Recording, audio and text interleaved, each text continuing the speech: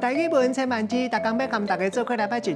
今仔日要甲大家上好看的一字，咱做伙来看到这字就是“瓜”。这个“瓜”是白音，“瓜”是咧讲葫芦壳的食物有真侪款，叶啊那亲像是手掌形，一般看起来弯翘弯翘，会牵藤生炭。一般拢是开黄色的花，啊那果子用的食，像咱讲西瓜、冬瓜、菜瓜。另外文音读做“瓜”，带大家做伙来小解两个词。头一个“瓜葛”，会当讲是两个人的亲情关系，嘛会讲是代志的牵连交叉。第二个词“挽瓜上藤”，意思是顺藤来摸瓜，要来了解代志的真相。咱用一句话来举例，甲这两个词甲做伙。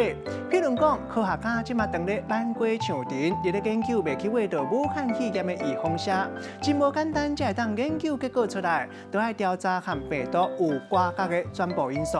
今日小解这一字“瓜”，这是白音，文音读做“瓜”，提供予大家参考。